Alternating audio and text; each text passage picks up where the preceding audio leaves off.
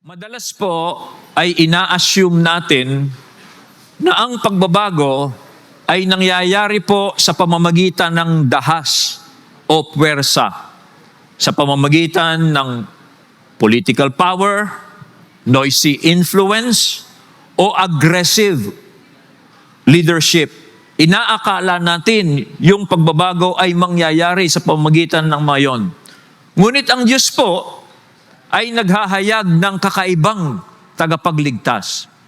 Dito po sa binasa nating Isaiah 49, 1-9, ito po ang first servant song sa Isaiah na atin pong hahagurin, pag-aaralan during this Christmas season. 4 servant songs po ito at ito ang una. Now, ang konteksto po dito, tulad po ng binanggit ko sa inyo last week, ang Israel po ay in despair. Sila po ay powerless in exile. Yung mga nations po, dinodominate sila, particularly Babylon. Now, ang mga nations pong sumasakop sa kanila were loud. Napakaingay po nila. And they were ruled by violent rulers. At yung mga idols po na sinamba ng mga Israelita, kapalit po si Yahweh, ay hindi naman nakapagligtas sa kanila. Now, sa gayon pong kalagayan, ang Diyos po ay nangako sa kanila ng deliverance and restoration. At ito nga po ay mangyayari doon sa maaring isipin nating mysterious servant of the Lord. Sino yung mysterious servant of the Lord? Na kung saan po lahat ng pangako ng Diyos, ng restoration and deliverance sa kanyang bayan ay matutupad.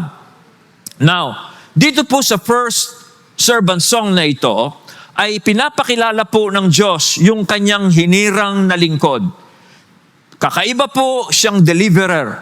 Kakaiba po siya sa mga world rulers. Siya po ay tahimik, quiet, gentle, spirit-filled, yet, He is unstoppable. Yan po ang servant ni Yahweh. Kaya po ngayong umagang ito ay titingnan natin ito pong lingkod ni Yahweh, lingkod po ng Panginoon, kung papaano po siyang ini-introduce ng Diyos, kung ano ang kanyang God-given mission, kung ano po ang blessings na dala po niya at na makikita natin itong mga blessings, itong mga ministry, service po ng servant of the Lord ay akma po sa ating pangangailangan. At kung papaano po natin i-appropriate, gagamitin ang mga blessing na ito na gustong-gusto ng Diyos na maranasan po natin. So tingnan po natin kung papaano siya ini-introduce ng Diyos, ito pong servant of the Lord. Una po, itong makita natin. God is so pleased with His servant. Ito pong mysterious servant na ito na eventually makita natin, He is Jesus Christ. Nung pinapakilala po siya ng Diyos, ay tuwang-tuwa po siya. He is so pleased with this servant for 2 reasons. Una, kasi the servant delights God. Nalulugod ang Diyos. Pag binabanggit niya ang servant niyang to, parang tuwang-tuwa siya, lugod na lugod siya. And then the other reason is this. God is so pleased with him because ito pong servant na ito, this is delights. Natutuwa naman siyang sundin at gawin yung pong kalooban ng Diyos. Yung God's longing desire, itong servant na ito, willing na willing niyang gawin yung pong longing desire ng Diyos. Now, tingnan po natin yung dalawang reason na yan kung bakit po tuwang-tuwa ang Diyos when He introduced this servant. Now, how did this servant delights God? Now, dito pinapakita, itong Diyos na ito na tuwang-tuwa sa kanyang lingkod, siya po ay banal. Siya ang Diyos na totoo, siya po ang Diyos na lumikha ng lahat ng bagay sa langit at sa lupa. At nang ini-introduce niya yung servant na ito, itong Diyos na ito ay tuwang-tuwa nga po niya. Tuwang-tuwa po siya. Now, pansinin niyo, when He mentions about His servant, He introduces him so tenderly, so lovingly, full of delightful satisfaction. Tuwang-tuwa siya. Sabi po sa unang talata, Behold, my servant, whom I uphold, my chosen, in whom my soul delights. Hindi ko ma-reflect yung katuwaan ng Diyos, pero ganun ang tono niya. So tenderly, lovingly introduces the servant full of delightful satisfaction. Hanggang doon na lang ako makapag-express ng delight ng Diyos sa kanyang servant na ito. Now, kung titingnan po ninyo, ang Bible narrative, this is how God introduces Jesus on His baptism. Kung datating ka doon po sa New Testament, makikita po natin, nung binabautismohan po ni Juan Bautista ang Panginoong Jesucristo, ganito niya ini-introduce yung kanyang anak. Kung papaano niyang ini-introduce dito po sa Isaiah, na doon po makikita natin, the Father, God the Father, delightfully endorses Jesus because this servant is His Son pala.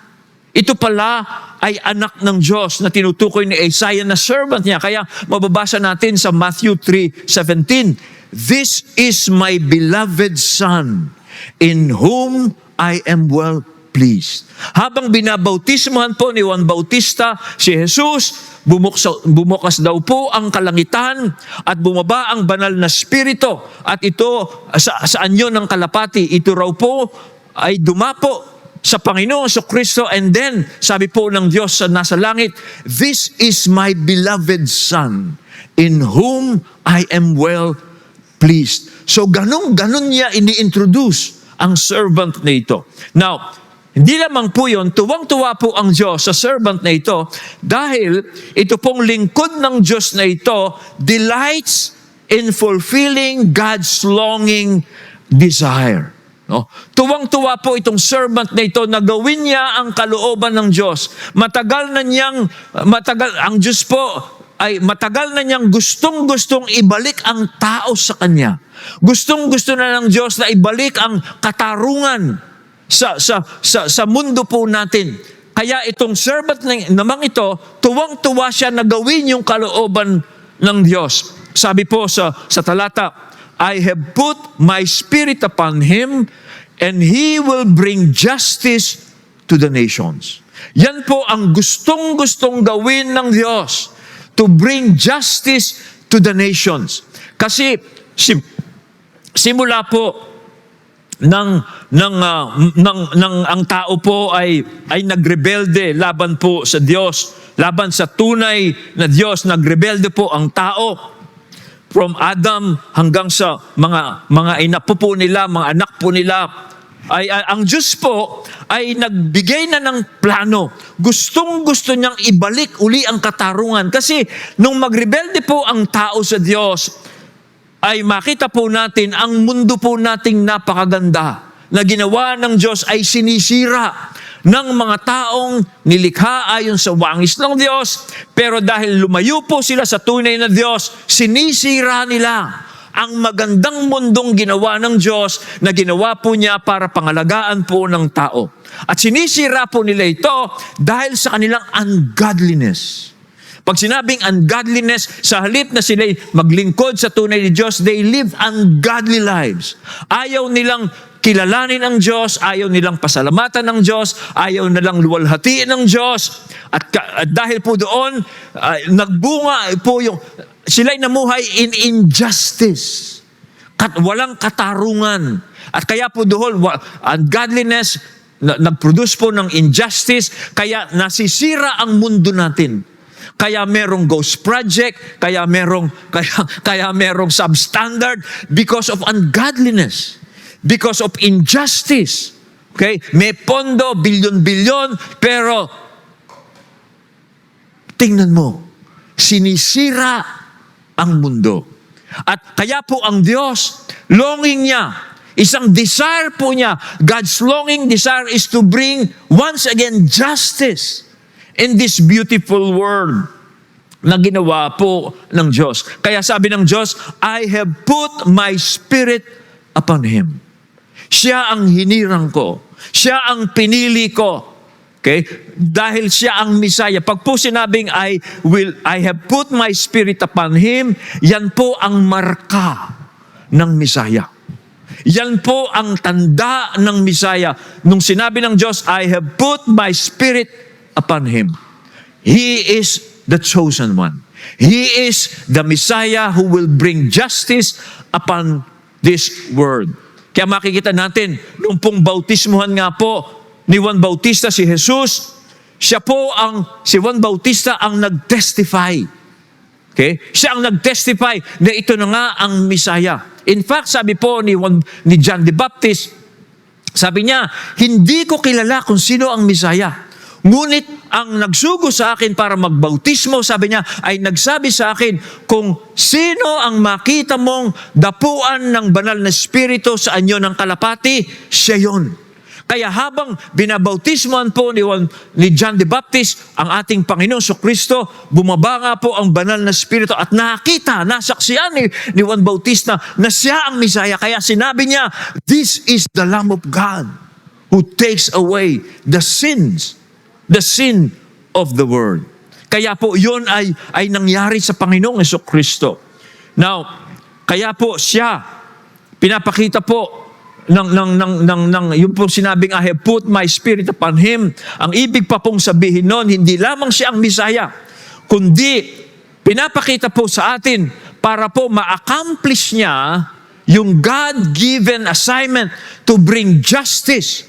Ibalik tayo sa Diyos at nang sa ganon magkaroon ng justice sa mundo po natin. Yung pong God's Messiah yon, yung servant pong yon, will do it in divine power. Yes, He is gentle, but He is powerful. Kaya sabi niya, I have put my spirit upon Him. He will accomplish God's mission ordained for Him by divine power. Sa kapangyarihan po ng Diyos, hindi sa human strength. At yan nga po, nakita natin, nung ang Panginoong Kristo po ay nagsimula na sa kanyang ministry, He was filled with the Holy Spirit and He was doing God's work. Nagpapalayas po siya ng demonyo, nagpapagaling po siya ng mga may sakit, kung ano-anong ginagawa ng Panginoon by the power of God. Because God was on Him. The Spirit of God was on Him. He was doing God's work by divine power. Now, hindi lamang po yan, kundi sinabi, He will bring justice to the nations. Hindi lamang po local ang kanyang ministry, ang kanyang service. It will be global. Not local, but global. Ibig sabihin, hindi lamang para sa Israel, kundi para sa buong mundo. Yes, nagsimula sa Israel, pero ang balak po ng Diyos ay yung pong buong mundo ay ibabalik niya sa Kanya para magkaroon ng justice sa buong mundo. Now, yan pong mga salitang yan to bring justice to the nations, this is in fulfillment of God's covenant with Abraham and David. Kasi ang Diyos po, nakipagtipan po siya kay Abraham, yung pong mga nuno ng mga Hudyo. At ang Diyos po dito sa kanyang pahayag kay Isaiah ay tutuparin niya yung covenant niya kay Abraham. Sabi po sa Genesis 12:3, sa pamamagitan mo, sabi ng Diyos kay Abraham, lahat ng mga bansa sa daigdig ay aking pagpapalain. That is God's covenant kay Abraham. At kay David naman, dalawa po kasing covenant na makita natin sa Bible na tinupad po ng ating Diyos sa pamamagitan ni Jesus, Abrahamic covenant and Davidic covenant. Ito naman po ang covenant ng Diyos kay David. Sabi niya, pag namatay ka na, isa sa mga anak mong lalaki ang hahalili sa iyo bilang hari at papatatagin ko ang kanyang kaharian. Siya ang magtatayo ng templo para sa akin at sa kanyang angkan magmumula ang maghahari sa aking bayan magpakailanman. So God was fulfilling these covenant promises. Kaya po dito makita natin ng Diyos. Ang Diyos po ay tapat sa kanyang covenant. Bagamat yung bayan niyang Israel ay hindi tapat. Kahit na po hindi tapat ang Israel sa covenant ng Diyos, ang Diyos pa rin po dahil binitawan niya ang kanyang pangako, binitawan niya ang kanyang tipan, nakipagtipan siya kay Abraham, kay David, God will fulfill it. At ito nga po ang nangyayari dito. Now, I want to switch to the second point. So, how will this servant of the Lord restore justice? Sa paano pong paraan sa pamagitan ng lingkod ng Diyos na ito ay paiiralin niya uli ang katarungan dito sa lupa. Paano niya gagawin yon? Well, yung pong mga sumunod na talata, verses 2 to 4, ay pinapakita po sa atin yung method niya, yung pong paraan niya, at yung kanyang resolve o yung kanyang matibay na pagpapasya. Verses 2 and 4, ito po ang mababasa natin. Okay? This servant will bring God's justice through gentleness and compassion. This is his method. Ito ang paraan niya. Kung yung pong mga world rulers to bring peace, prosperity, they will use weapons, they will use violence, they will use war. But this God's servant is different. He will bring God's justice through gentleness and compassion. Una po, makikita natin yung kanyang character. His character, yung kanyang pagkatao. Makita natin ang introduction sa kanya, he is quiet, he is humble, and he is non-coercive. Hindi siya bully. He is non-coercive. Hindi siya namumuwersa. Look at verse 2. Sabi po ni Isaiah, sabi po ng Diyos through Isaiah, he will not cry aloud or lift up his voice or make it heard in the street. My servant in whom my spirit is poured out, he's gentle. He's humble. He's not a bully. Okay? He is non-coercive. He will not cry aloud or lift up his voice or make his... Sa Tagalog po, ito ang Tagalog. Hindi siya makikipagtalo o makikipagsigawan ni magtataas ng boses sa mga lansangan. Hindi po siya sisigaw to draw attention to himself. Wala siyang propaganda. Okay? Walang intimidation sa kanya. Hindi nga po tulad ng mga worldly rulers. When they rule, maraming propaganda. Maraming mga trolls, okay? Maraming mga gagawing propaganda para po to get the people's attention. Pero itong God's servant, no such things. No such things. He will work quietly but powerfully. I love that. He will work quietly, tahimik po siyang gagawa, pero puno po ng kapangyarihan. Ito po'y makikita natin ng ang Panginoong Kristo po ay nagmi-minister na dito kung paanong yung pong gentleness niya at saka yung non-combatant attitude niya ay makikita. Sa kwento po ni Matthew kung saan kinote po itong mga verses na yan, isa pong nangyari dito, ang Panginoon, sinusubukan po siya ng kanyang mga kaaway, yung mga religious leaders, yung Pharisees ng panahon niya.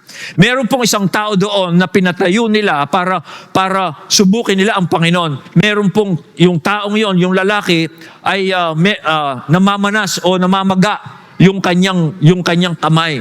At tinanong nila ang Panginoon, tama ba na magpagaling ang tao sa araw ng pamamahinga? Alam ho ninyo, pinagaling ng Panginoon yung taong yun. Na yung mga religious leaders, they put that man just to test Jesus. Kasi sa mga Hudyo, mga religious leaders particularly, they were so observant of Sabbath in the wrong way. Pag Sabbath, walang magpapagaling, walang gagawa. Pero ang Panginoon po, dahil naawa siya doon sa taong yon, pinagaling niya. Kahit na marami siyang kaaway, pinagaling niya. At nung pong ginawa ng Panginoong yon, pinagbantaan pong patayin ng Panginoon. Nagsimula na pong pagbantaan, napapatayin nila si Jesus because, sabi nila, breaking the Sabbath. Kaya po anong ginawa ng Panginoon? Nung mabalitaan niya na siya'y pinagbabantaan na siya'y papatayin, alam mo ginawa ng Panginoon? He's non-combatant. Tanda nyo, he's gentle. He's non-combatant. He just withdrew. Iniwasan lamang po niya yung mga taong yun. At yung mga tao na lumalapit sa Panginoon, alam nyo, yung mga may sakit, meron pong makaramdaman, palagay nyo, nagtampo si Jesus. Oh, papatayin pala niyo ako, bahala na kayo. No. Nung pong umalis siya doon sa mga religious leaders, yung mga taong may sakit, lumapit pa rin sa kanya. And in compassion and gentleness, patuloy niyang pinagaling yung mga tao. That's how gentle He is. That's how compassionate He is. Okay? Now, hindi lamang po yun, makita natin, hindi lamang siya gentle, humble, and uncoercive, He is also compassionate to the weak. Siya po ay mahabagin doon po sa mga weak o mahihina. Verse 3, itong sabi sa verse 3, a bruised reed He will not break, and a faintly burning wick He will not quench. Sa Tagalog, ang marupok na tamboy, hindi niya babaliin. Kung yung tambo meron ng bali, hindi niya itutuloy yung bali. Okay? Yung pong ilaw na andap-andap, hindi niya papatayin. That's how compassionate He is. Instead of judging sinners, Jesus will heal them. Instead of judging those who are weak, Jesus will restore them. He restores the broken. He does not discard them. Yung pong mga powerful, hindi ba minsan, yung mga powerful, pag lumalapit ka sa mga powerful at nakita lang mahina ka, and they cannot use you, they will just discard you. Babaliwalain ka nila kasi hindi ka makakatulong doon sa agenda nila. Wala kang binesa, hindi mo ako mapapanalo sa eleksyon, kaya umalis ka dyan. Yung mga weak. But not Jesus. But not this servant of the Lord. Iko-contrast po natin doon sa mga Pharisees, doon sa kinuwento ko sa kanya, kinukwento ko po kanina sa inyo, yung Pharisees po ginagamit yung taong mahina para po tuksuhin ang Panginoong Kristo, pero si Jesus, pinagaling niya. Ginagamit nila yung taong mahina para sa sarili nilang agenda, pero si Jesus, He was compassionate to the person who was sick. Now, how does this apply to us? How does this servant gentleness, non-coerciveness, is compassionate, how does this apply to us? Tulad po ng sinabi ko sa inyo mga kapatid, yan po ang dalang blessing ng servant of God. Yan po ang dalang ministry, service ng servant of the Lord. Ito po ang application. Sino po sa atin dito ang takot lumapit kay Jesus? Na baka isipin nyo, Jesus will reject you. Hindi kayo naging tapat noong mga nakarang araw at lumayo kayo sa Kanya at ngayon, you are broken. Kayo po ay sugatan, kayo po ay nanghihina na sa inyong buhay. Ngayon, parang nagatubli kayong bumalik uli sa Panginoon. Kasi baka isipin nyo, hindi ako naging tapat. Ako ay broken na ngayon. Baka i-reject ako ni Jesus because ako ang may kagagawan ng kalagayan ko ngayon. Kapatid, the good news is this. Jesus will not reject you. Hindi ka tatanggihan ng Panginoon. Patatawarin ka niya. I-restore ka niya uli.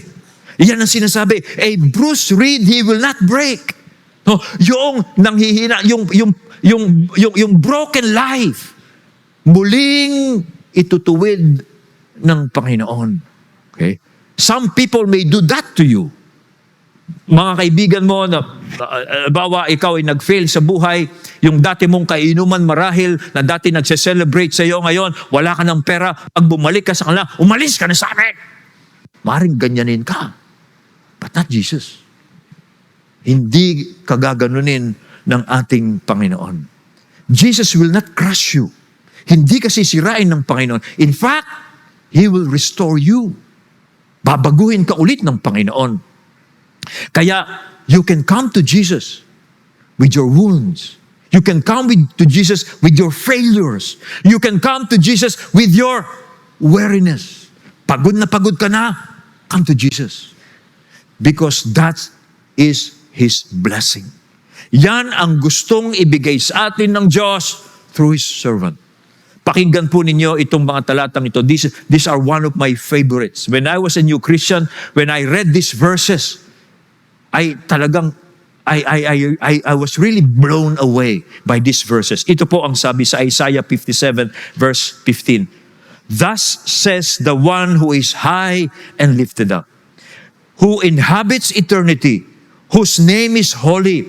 I dwell in the high and holy place, and also with Him who is of a contrite and lowly spirit, to revive the spirit of the lowly and to revive the heart of the contrite. Pansinin niyo, ang pagpapakilala po sa atin ng Diyos sa mga talatang yan, sabi niya, ako ang napakataas. Ako ang naninirahan sa eternity. Ang pangalan ko ay banal. Ang tirahan ko ay matayog at banal na lugar. Pero, naninirahan din ako, sabi niya, sa isang taong mapagpakumbaba. Sa isang taong nagsisisi. Sa isang taong broken. Sa isang taong sira na ang buhay kung siya'y magpapakumbaba. Anong gagawin niya? To revive the spirit of the lowly, to revive the heart of the contrite. Amen. Praise God, my God is like that. Again, Psalm 34 verse 18, sabi po ng psalmist, the Lord is near to the brokenhearted and saves the crushed in spirit. Sino po ang brokenhearted dito? Sino po ang binasted? Sino po dito yung hiniwalay na asawa? Broken-hearted kayo. No, alam mo ninyo, the Lord is near you. If you are struggling with failures, if you are struggling with sin, God is near you. If you will come to Him, God will not reject you. Okay? He will not crush your spirit. In fact, He will save your crushed spirit. I-restore ka niya. Dito po makita natin, ang Lord's servant, Yahweh's servant, is like a skilled doctor. Tulad po siyang mahusay na doktor. Ang isang mahusay pong doktor, pag merong lumapit sa kanyang nabalian ng buto, he will be gentle. Sino po dito ang nabalian, napilay? Pumunta kayo sa hilot, pinagdibibiran niya kayong gano'n. Lalo kayo parang napilayan kayo. Hindi po skilled yun. They will be gentle to you. Parang ganyan si Jesus. When you come to Him with your broken life, broken past, Jesus will heal you. He will be gentle to you until you are restored, until you are whole again. Praise God. I need this servant. I love this servant. He will do God's will. And God's will is everyone will be restored. Everyone will ibabalik ng Diyos ang tao sa kanyang sarili para maging buo na naman ang tao. And then, yung buo na yon na binalik sa Diyos, magfa-function tayo ng maayos sa mundong ito. Okay? Now, ang tanong natin, will this servant of Yahweh be faithful? Will he be faithful doon sa God-given mission? Okay? Why? Bakit po siya? Bakit tinatanong natin yan? Kung magiging tapat siya sa binigay na mission ng Diyos, that He will restore justice, but in gentleness, in compassion, and in a coercive method. Well, kasi po, alam natin, this is against the world's ways. Hindi po ganito ang paraan ng mundo. Okay? Ang mundo po kasi, yung mga rulers particularly, pag sila po ay binigyan ng kapangyarihan, gagamitin nila yung kapangyarihan yon with force, not in gentleness. Sila'y magsasamantala, sila'y mangungurakot, sila'y magpapatayo ng substandard, mga ganon. They will use their power for themselves, not in service. Ngayon, kaya, ang tatanong natin, si Jesus ba magiging tapat siya kasi ang paraan niya is gentleness, humility and service. Magpapatuloy kaya siya kasi lahat ng nakapaligid sa kanya, in fact, nung nabubuhay po ang Panginoon, yung mga religious leaders na kaaway niya, they were using their power for themselves. Parang sa panahon natin ngayon. Kaya magpapatuloy ho ba siya sa kanyang gawain? Well, dito po makita natin, isa sa sinabi po ni Isaiah tungkol sa kanya, this servant will persevere because he is faithful. Magpapatuloy po siya, magpipersevere siya, kahit na po marami siyang kaaway dahil siya po ay tapat sa Diyos. Hindi tulad ng Israel, hindi sila naging tapat, pero this servant of Yahweh, now representing Israel, will be faithful. Sabi po sa verse 4, he will not grow faint. or be discouraged till He established justice in the earth. Yes, He will persevere until He restores justice on the earth. Tingnan po ninyo ang buhay ng Panginoong Kristo. Nang Panginoong Kristo po, nung dumating na siya dito, yung unang pagdating niya, He was doing merciful works, compassionate work, confronting the powers of His age. Alam ho ninyo, si Jesus po, kahit na po ganun ang senaryo, He was willing to be faithful. Hanggang umabot nga po siya na kaya niyang ihandog yung kanyang sarili sa krus. Willing siya na kahit na umabot sa kamatayan yung kanyang faithfulness, willing siyang ihandog yung kanyang sarili doon sa krus. In fact, yung paghandog ng kanyang buhay sa krus, yun ang paraan ng Diyos para ibalik uli ang tao sa Diyos.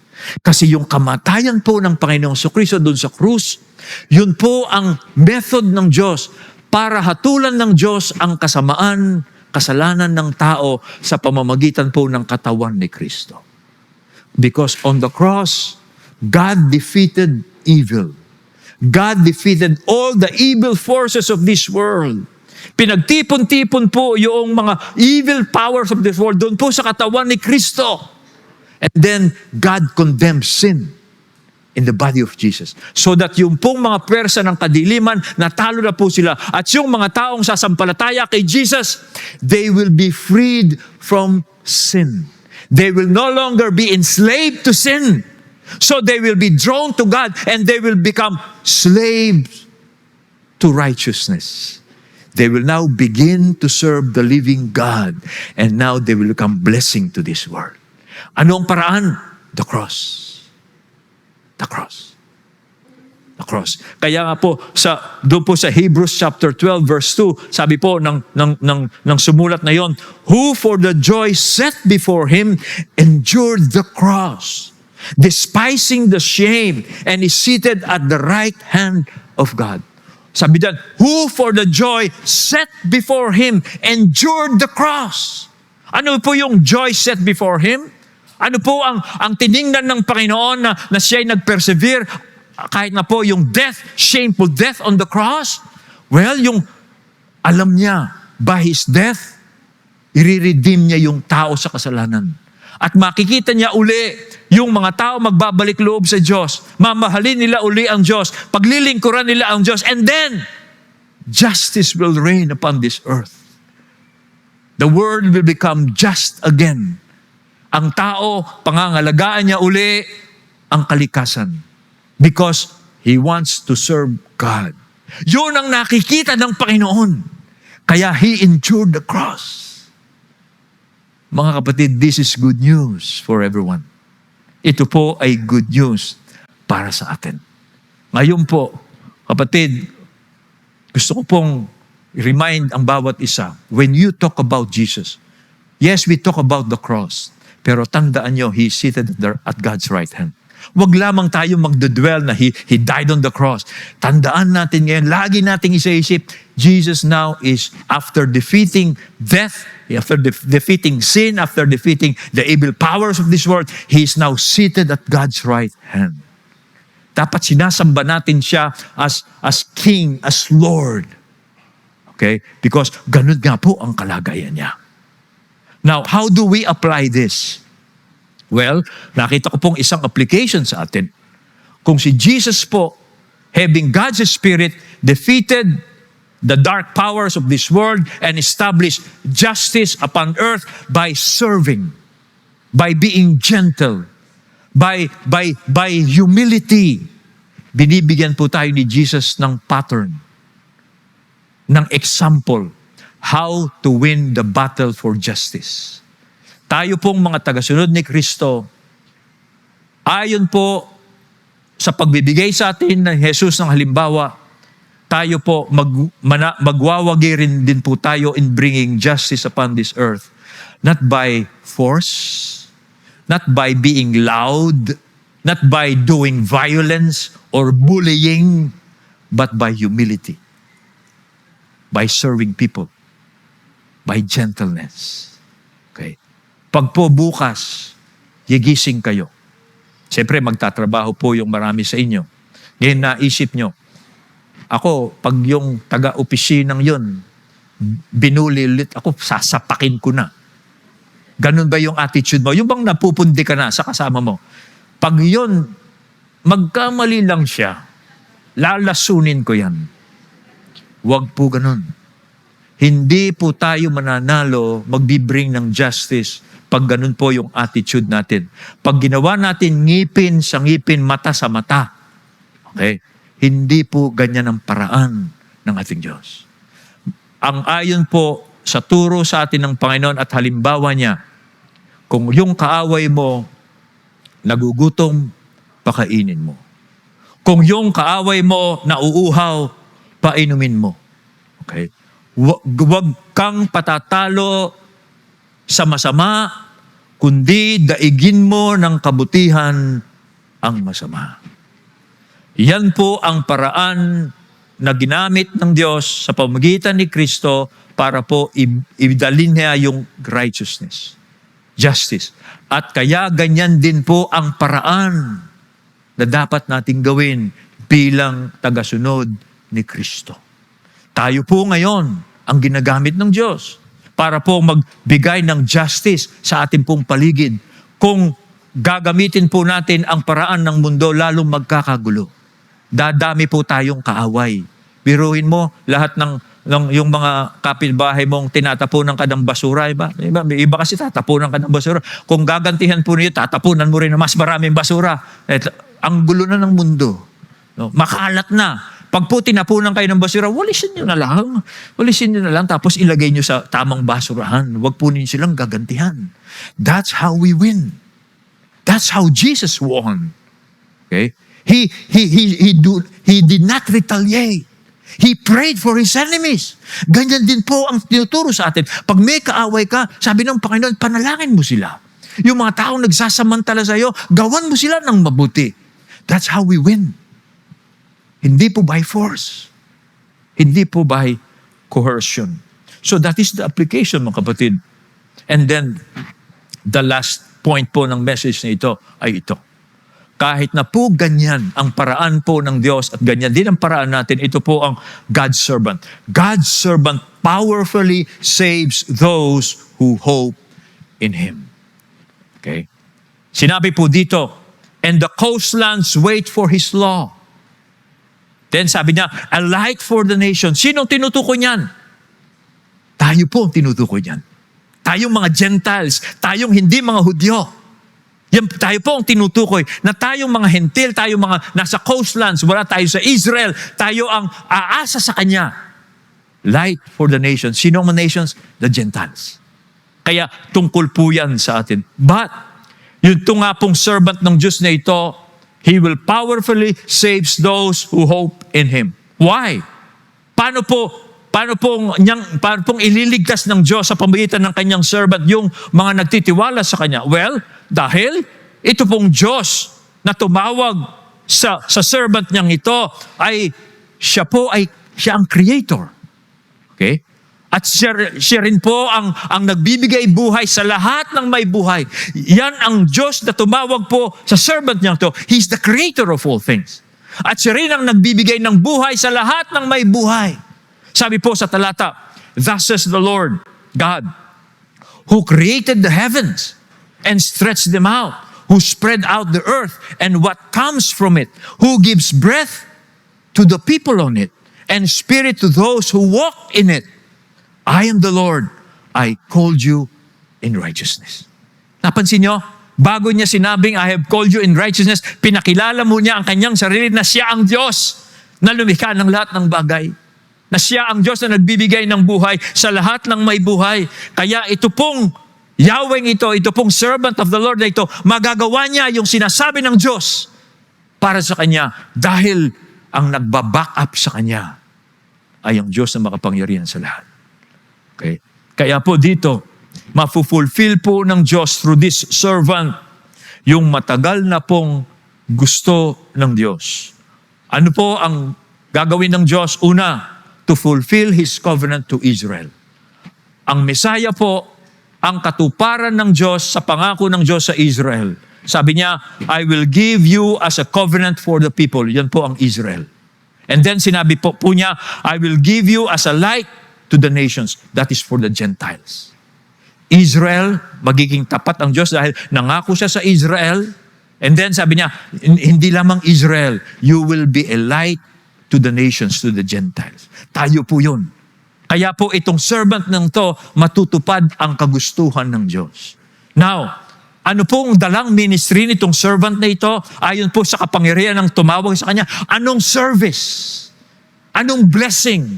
Anong ministry? Ang dala-dala po ng servant na ito, both to Jews and Gentiles.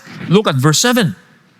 To open the eyes that are blind, to bring out the prisoners from the dungeon, from the prison, those who sit in darkness. Yung pong tatlong metaphor po yan, tawag dyan, blind, prisoners, darkness. Yan ang ministry niya. Yan pong tatlong yan, metaphor pong yan. Yan po ay pagsasalarawan ng mga taong naaalipin ng kasalanan. Dahil lumayo po sila sa tunay na Diyos at sila po ay sumamba sa Diyos-Diyosan, sila po ay naalipin. They are blind, they are in prison, they are living in darkness. Alipin po sila ng mga destructive vices. Ito yung mga taong alipin po sila ng mga destructive attitudes. Diba? Yung destructive vices, bisyo, alak, sugal, babae, kung ano-ano pang bisyo, alipin sila ng sugal. Sila ay mga taong blind prisoners and living in darkness. Sila rin po yung mga taong alipin ng mga destructive attitudes. Powers na tinatawag. Ano po yan? Greed, kasakiman, okay? Unforgiveness, hindi nagpapatawad. Or spirit of revenge and retaliation. Yung gustong-gusto lahat ng gumagawa ng masama, gusto niyang patayin. That is enslavement. That is being enslaved by the... Now, ito po, many people are dying without knowing it. Yan po, marami pong mga tao, alipin po sila ng bisyo, alipin po sila ng masasamang ugali, pero hindi nila alam, yun ang sumisira sa kanila. Kaya they are dying without knowing. Kaya nga blind sila. They don't know. Prisoners, nasa hawla sila ng kasamaan. Alipin ng droga, alipin ng sex, alipin ng unfaithfulness. Pero nag-i-enjoy ako dito, pero hindi nila alam they're slave. Yun ang tinutukoy na palalayaan ng servant na ito. They're sitting in darkness, nasa kadiliman sila, pero ang isip nila nasa liwanag sila kasi na-enjoy nila yung kasamaang umaalipin sa kanila. They are dying but they are not knowing it. Yun po. Ngayon, paano po silang palalayain sa kanilang pagkaalipin? Well, through the servant's death. Tulad po ng sinabi ko sa kanya. Sa pamamagitan po ng kamatayan ng servant po ni Yahweh. Kasi sa pamamagitan ng kamatayan ng servant ni Yahweh, hinatulan po ng Diyos ang kasalanan sa katawan ni Kristo at lumaya po ang sino mang taong naalipin ng kasalanan, naalipin ng kadiliman, sasampalataya sa kay Kristo, lalaya siya. Lalaya siya. Okay? Kanya po, ito yung pong binanggit ko yan, yung unang binanggit ko niya para po sa mga VIPs natin sa simbang gabi. Kaya dalhin natin yung mga umahal natin sa buhay, mga kaibigan po natin, na they are dying but they are not knowing it. They do not know it. Sila po ang dadalhin natin para marinig po nila ang mensahe ng mabuting balita because only the servant of God can free them. Now, para sa atin naman po, ganito. Tayo pong mga sumasampalataya kay Kristo ngayon at nabaptize sa kanyang pangalan, malaya na po tayo sa kapangyarihan ng kasalanan. Minamahal na po natin ng Diyos ngayon. Nararamdaman niyo ba dati ayaw niyo sa Diyos? Dati ayaw niyo sa gawain ng Diyos, ayaw niyo magbasa ng Bible, ayaw niyo mag-pray. Pero ngayon, dati pinipilit pa, kinakaladkad ka. Lilibre kita, sumama ka lang sa church, lilibre kita.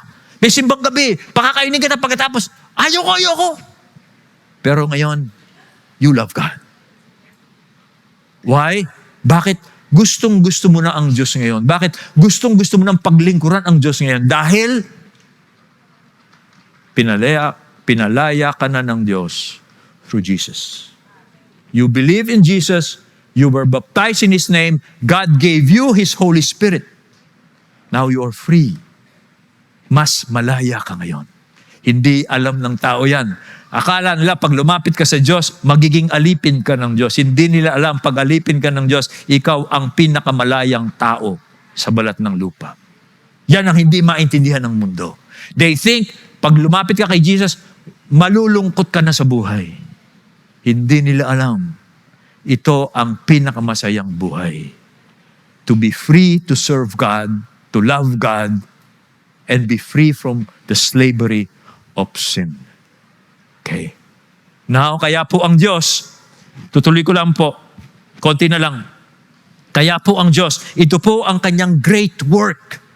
Dakilang gawa po niya para ibalik ang kaluwalhatian sa kanya. Okay? Na binibigay po ng tao sa mga idols. No? Kaya ang Diyos, sabi po niya sa verse 8, I am the Lord, that is my name. My glory I give to no other, nor my praise to carved idols. Bakit niya sinasabi yan? Sa paraan po ng Misaya, kukunin uli ng Diyos ang glory. Kasi ang tao nung lumayo sa Diyos, sinamba niya si Apo Iro, sinamba niya si Apo San Juan, at sila'y naalipin sa kasalanan. Pero sabi niya, ilililigtas ko kayo. Nang sa ganon, hindi niyo pupurihin yung mga idols na yan, kundi pupurihin niyo ako. At yan po ang nangyari sa atin. Okay?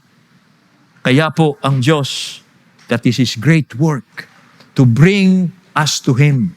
And we will not worship idols anymore. Yung idols po, yan po ang umaalipin sa tao. Kaya pagkatapos sumimba kay Apo Iro, kay ano pa man, umiinom pa rin. Ganun pa rin, alipin pa rin sila. No, ilang Biyernes na sa Quiapo, paluhod-luhod pa yan, pag-uwi sa bahay, binububog yung asawa. Ano yan? That is not freedom. That's slavery to sin. But God, through Jesus Christ, freed us from sin. So ngayon, tinanggap mo nabaptize ka, binigay sa iyo ang banal na Espiritu. Tingnan mo, mahal mo ang Diyos ngayon, mahal mo yung asawa mo, mahal mo yung mga anak mo. Gusto mo ilapit lahat sila sa Panginoon. Yung mga magulang mo, gusto mo ilapit sila. Kasi this is freedom na binibigay sa atin ng Panginoon. Let's go to the application. 2 quick applications. Una po, sino po sa atin dito ang nangangailangan ng kalayaan? Alipin po kayo ng destructive vices. Droga, alcohol, sugal, sex, kung ano-ano pa. Kailangan ho ba ninyo ng kalayaan? Marahil at this time, sinasabi nyo, bagamat ginagawa nyo yung bagay na ito, sinisira na kayo, hindi ako alipin, nagagawa ko yung gusto ko, hindi mo lang alam. You are dying, though you are not knowing it. Kaya kailangan mo ng kaligtasan. Kailangan mo ng kalayaang ibinibigay ito ng Diyos sa iyo sa pamagitan ng ating Panginoon. O alipin ka ba ng destructive powers? Greed, unforgiveness, murder, hate, retaliation, covetousness, or evil spirits? You need God's servant. And the servant can free you if you will believe on Him. Now, pangalawang application natin sa mga Jesus followers. Tayo pong mga tagasunod ng Panginoon, hindi po tayo dapat naaalipin ng mga quote-unquote bad habits that makes us unproductive. Posible po kasi kahit na Kristiyano ka na, you're still enslaved by bad habits. Ano yung bad habits na yan? Yan po ang pumipigil sa iyo para maging productive ka sa iyong buhay. Kasi kaya tayo niligtas ng Diyos para maging productive tayo, para maging blessing tayo sa community, maging blessing tayo sa mga tao na sa paligid natin, maging blessing tayo sa mundong ito. Pero if you develop bad habits and enslaved by these bad habits, you are not free. Kaya kailangan mo ring lumaya. Ano po itong mga bad habits na ito? Too much social media. Sino po dito? Too much social media. That is a bad habit. Okay? Gossips. Mga marites dyan. Narinig niyo ako? Sino yung sinabi ko? Marites. Bad habit yan. Isa pa. Malicious thoughts. Laging masama inisip sa kapwa. Slander. Bad habit yan. Make sure po na hindi tayo enslaved ng isang bad habit. Sabi po sa 1 Corinthians 6:12, sabi po ni Paul, all things are permitted for me, but not all things are of benefit. All things are permitted for me, but I will not be mastered by anything. By the way, a person can also be enslaved by relationships. Posible po ma-enslave ang isang tao sa anak, sa asawa, at dahil doon nagiging unproductive siya. Sabi po ni Pablo, lahat ng bagay pwede kong gawin, pero hindi lahat ng bagay ay beneficial sa akin. Lahat ng bagay ay pwede kong gawin, pero hindi ako magpapaalipin sa anumang bagay. Sabi po ni Pablo yan. Okay? Pwede po na, padagdag ko rin to. Bad habit. Always late sa church service. Bad habit po yan. Kanina, tinignan ko yung relo ko 30 minutes na meron pang, di ba tumatakbo parang walking in the park pa rin, parang hindi late, 30 minutes na, ganun pa maglakad no? Tapos, hindi nila alam, dito may salamin, ganun pa. Bad habit po yan, mga kapatid. Bad habit yan. Nagiging unproductive ka. Kasi dadating ka dito, nagmamadali ka. Tapos si pastor, medyo natanggal sa message. Tagal naman ni pastor. Nagmamadaling dumating, nagmamadaling umalis. Bad habit yan. It makes you unproductive. Okay? Do you find this? Bad habit din, yung lazy. You're lazy sa gawain ng Diyos. Bad habit yan. Pag gawain na ng Diyos, parang bad habit. No? Dati hindi naman ganun. Pag-attend ng cell group, bad habit, ayaw na. Pag-pray, bad habit. Nakadidevelop yan ng bad habit. It will make you unproductive. Pero ang good news po ito, you are free. You can shake yourself off from bad habits. Simulan mo lang ang Espiritu ng Diyos na sa iyo, you develop good habits in place of bad habits so that you will become productive. How do we appropriate all this blessing ministry of God's servant? Believe on Him. Maniwala po tayo sa Kanya. Maniwala po tayo sa Kanyang sinabi. Umasa po tayo sa sinabi ng Diyos through His servant. Nung sinabi ng Diyos, a bruise healed, He will not break. Umasa tayo sa Kanya. Siya ang covenant po ng Diyos sa atin. Umasa tayo sa Kanya. Pinalaya tayo sa kasalanan. Maniwala tayo sa ginawa po ng Diyos. Believe and put our hope in the Messiah. Sa ganyang paraan po natin ma-enjoy ang blessing na gustong ibigay sa atin ng Diyos through this Messiah. So what is my appeal? Come to Jesus. Lumapit po kayo sa Panginoon. With your weakness, with your brokenness, with your failures, Jesus will not reject you. Jesus will heal you. And you will praise God. Why? Because Jesus is God's chosen. Jesus is God's delight. Jesus is approved by God. Jesus has God's Spirit. So let us come to Him. Tayo pong lahat ay tumayo and let us pray.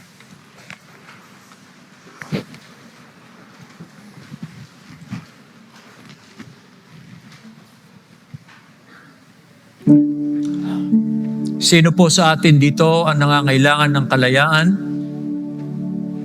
Lumapit po kayo sa Panginoong Hesus. Sa Kanya kayo umasa. Sa Kanya kayo magtiwala.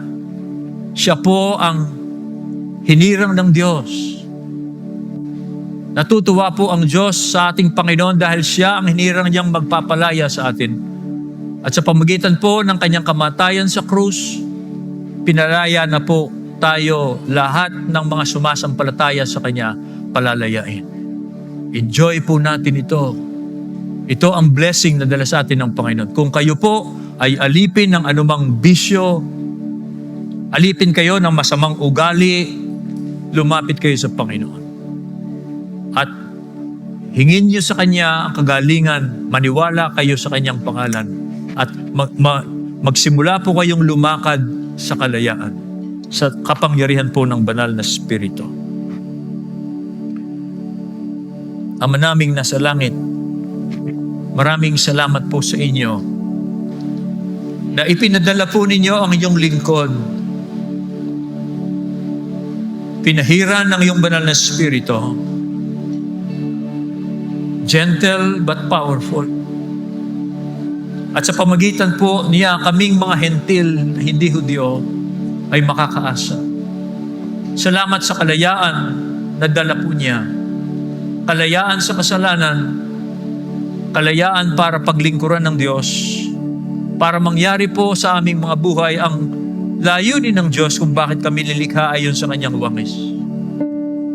Ngayon pong umagang ito, sa lugar na ito, O Diyos, sa bawat sino man po sa amin ngayon na nananalangin ng kalayaan, nangangailangan ng kapatawaran, nangangailangan ng kagalingan, O Diyos, na ngayon ay dumadalangin sa iyo, ayon po sa inyong salita, ayon po sa inyong pangako, O Diyos, magpalaya po kayo, magpatawad kayo, maglinis po kayo ng bawat isang tumatawag ngayon sa iyo. Mamuhay sila sa kalayaan. Kalayaang paglingkuran ng Diyos. Kalayaang pagsilbihan ang Diyos sa pamagitan ng paggawa ng mabuti. O Diyos, alang-alang po sa kapurihan ng iyong pangalan, ginawa po ninyo ang lahat para kami po ay bumalik sa iyo, lumaya sa kasalanan, at maging lingkod kami ng Diyos tulad ng tapat niyang lingkod na si Jesus. Aming Amang Diyos, salamat po sa iyo. Salamat po sa iyo. Sa biyaya, sa kalayaan, sa grasya. O Diyos, salamat po sa iyo. Igawad po ninyo ang iyong kalayaan sa bawat isang tumatawag, naniniwala sa Mesaya, si Jesus. Sa pangalan niya kami nananalangin sa iyo. Amen.